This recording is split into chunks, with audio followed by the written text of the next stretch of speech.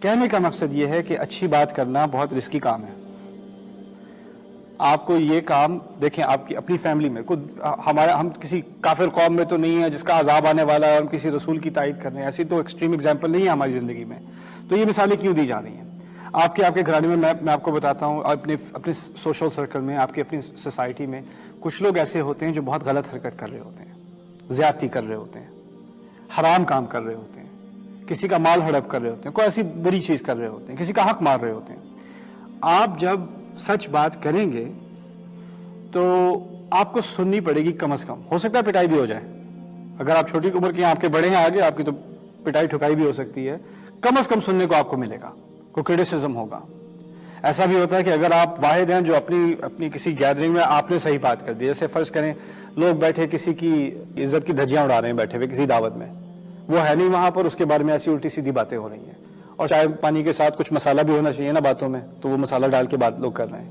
آپ وہاں بیٹھے ہوئے سن رہے ہیں یا آپ بیٹھی سن رہی ہیں، اور آپ کو فوراً ذہن میں خیال آیا قرآن نے کیا بات کی ہے اس کے بارے میں. جب لوگوں کے بارے میں بات ہو رہی ہو اور سنی سنائی باتیں آگے کی جا رہی ہوں، اور اگر وہ وہاں ہو تو بےزتی محسوس ہو اس بات سے، ما یکون لنا ان نتکلم بہذا، ہمارے لائق یہ نہیں ہے کہ ہم یہ باتیں کریں.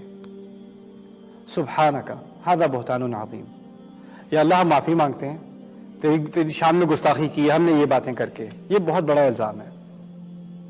لولا اذ سمعتموہ ظن المؤمنون والمؤمنات بانفسہم خیرا، جب کوئی ایسی بات سنو کسی اور کے بارے میں تو تمہیں فوراً یہ خیال کیوں نہیں آیا کہ ہمیں اس کے بارے میں کوئی بہتر خیال کرنا چاہیے تھا، بہتر گمان کرنا چاہیے تھا.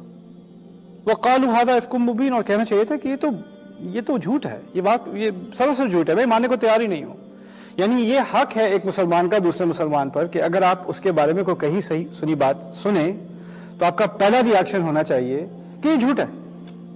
اور کہا کہ نہیں میں نے خود سنا ہے، بہت ریلائبل سورسز، نہیں یہ جھوٹ ہے، قرآن نے کہہ دیا نا، قرآن نے مجھ سے کہا کہ اس کو جھوٹ کہوں تو میں جھوٹ ہی کہہ سکتا ہوں، میرے ایمان کا تقاضا ہے.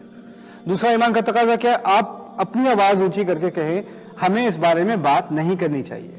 ما یکون لنا ان نتکلم بہذا، یہ ہمارے لیے غلط ہے. آپ اندازہ کریں، آپ کسی دعوت میں ہیں، سب کھانا کھا رہے ہیں، سب باتیں کر رہے ہیں، گپ شپ کر رہے ہیں، بیچ میں آپ آکورڈ ہو کے کھڑے ہو کے کہتے ہیں کہ نہیں ہمیں یہ بات نہیں کرنی چاہیے. ایک تو آپ کو دوبارہ انوائٹ نہیں کیا جائے گا، دوسرا جب آپ وہاں سے جائیں گے تو اگلی جو باری ہونی ہے نا، کس کی ہونی ہے؟ آپ کی ہونی ہے. ہماری دعوتوں میں کیا ہوتا ہے، 6 لوگ ایک ٹیبل پہ بیٹھے ہوئے ہیں، کسی ہال میں بلایا ہوا ہے، 6-7 لوگ بیٹھے ہوئے باتیں کر رہے ہیں. جو 6 بیٹھے ہیں وہ 7واں جو وہاں دور بیٹھا نا اس کے بارے میں بات ہو رہی ہے. ان میں سے کوئی ایک اٹھا بریانی کا دوسرا راؤنڈ لینے، اب وہ جو 5 رہ گئے وہ اس چھٹے کے بارے میں بات کر رہے ہیں. یہ ہمارا کلچر بن چکا ہے. اس ماحول میں کسی کی بات ٹھیک کرنا رسکی کام ہوتا ہے. میں کیوں اس مصیبت میں پڑوں؟ وہ جانے، وہ لوگ جانے، میں نہیں، وہ کہتے رہتے ہیں، میں سنتا رہتا ہوں لیکن میں کچھ کہتا نہیں ہوں. میں کیا کروں؟ میں اس چکر میں پڑنا نہیں چاہتا. وَفِيكُمْ سَمَّاعُونَ لَهُمْ وَاللَّهُ عَلِيمٌ بِالظَّالِمِينَ، تم میں ایسے بھی ہیں جو باتیں سنتے رہتے ہیں، وہ کم از کم یہ سوچتے ہیں اپنے بارے میں کہ جو میں تو نہیں کہتا، میں تو صرف سن رہا تھا، میں نے کیا کیا. اور اللہ تعالیٰ کیا کہتے ہیں اس کے جواب میں؟ وَاللَّهُ عَلِيمٌ بِالظَّالِمِينَ، اللہ ظلم کرنے والوں کو سب کو جانتا ہے.